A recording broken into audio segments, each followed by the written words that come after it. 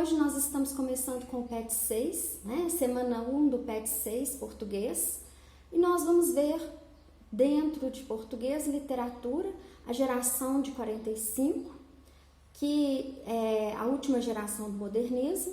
Então nós vamos falar um pouquinho, antes de começar as atividades, nós vamos falar um pouquinho sobre o contexto histórico da época.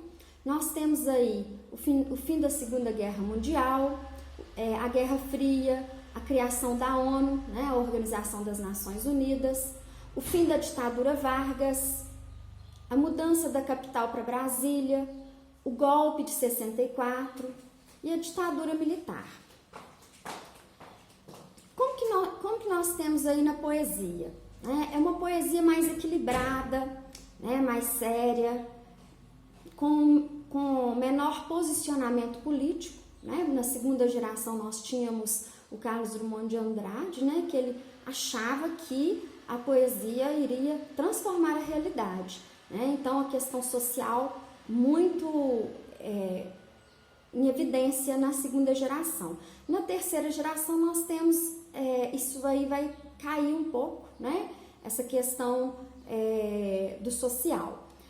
Os poetas são mais sóbrios, mais racionais, né? Então nós temos o João Cabral de Melo Neto, que eu já falei para vocês. Nós temos também, na prosa, a gente tem a Clarice Lispector, né? Que é uma literatura mais intimista, mais introspectiva, né? A sondagem do subconsciente dos personagens, a questão da epifania, né? O regionalismo que é reinventado aí, e a criação de novas palavras, o regionalismo reinventado e a criação de novas palavras, nós temos com o Guimarães Rosa, né? O Guimarães Rosa, ele é mineiro de Cordesburgo, e qual que é a principal característica dele? É o trabalho com a palavra, são os neologismos, que são criações de novas palavras, né? Ele inventava palavras, e ele recria esse regionalismo, né? Que ele fala dos sertões de Minas Gerais, né? Então nós temos vários livros de conto, nós temos livros, romances, né? do Guimarães Rosa, e ele vai trabalhar aí essas palavras de uma maneira muito diferente, e fazendo uma releitura do regionalismo brasileiro, através de mitos, de símbolos, né? Toda essa simbologia do regionalismo, o mergulho no interior das personagens. Então nós temos aí uma obra que tem uma preocupação muito grande com a linguagem, né? Ele leva para os livros dele a oralidade da linguagem regional. O Guimarães Rosa faz um trabalho muito interessante com as palavras.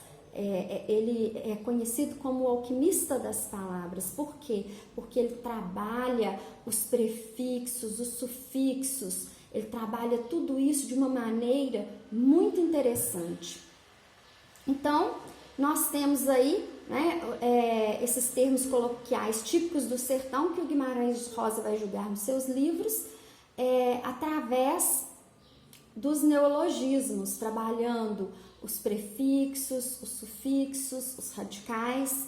Guimarães Rosa nasceu em Minas Gerais, né?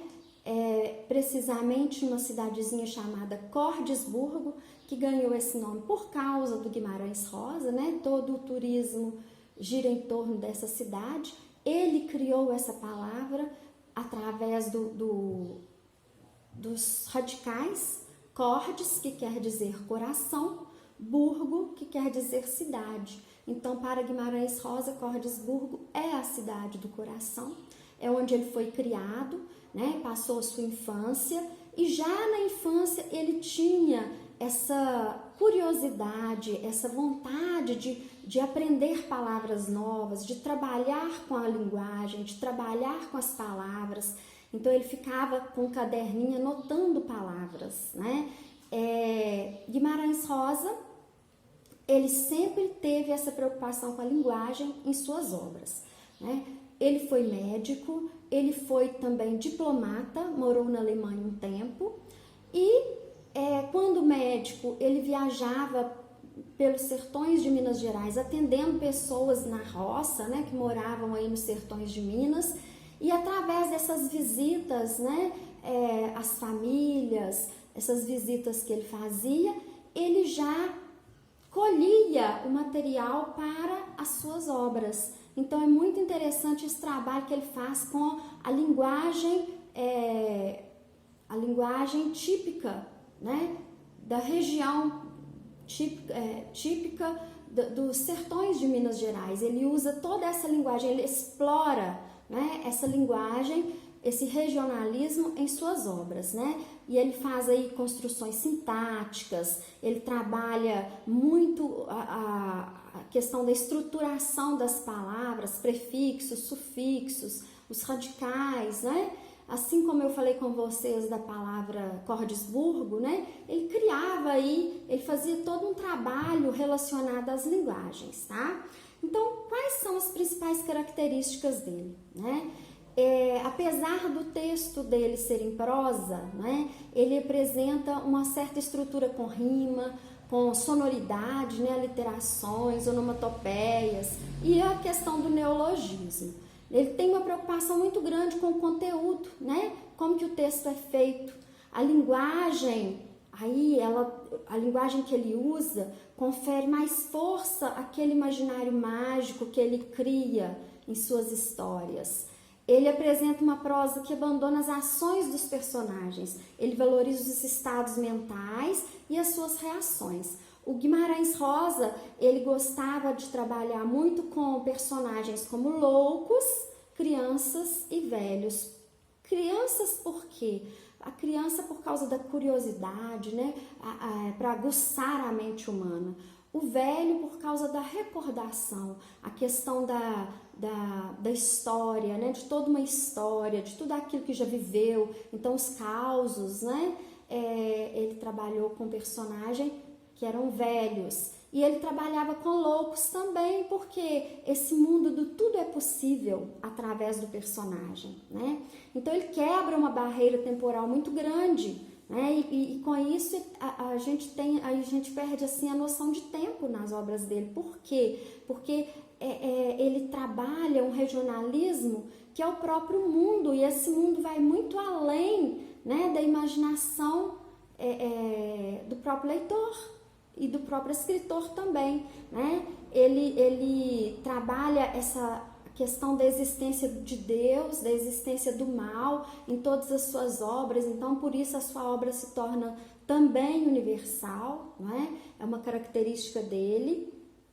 E ele pega, né, essa linguagem sertaneja e cria muitas palavras. Gente, Guimarães Rosa é famoso no mundo inteiro. É um escritor muito conhecido mundialmente. E nós temos orgulho, né, dele ser o que? Um escritor mineiro, né? Faz parte aí da vida de Minas Gerais, né? A questão da cultura mineira, a questão de como se vive em Minas Gerais. Ele trabalha muito isso também em suas obras.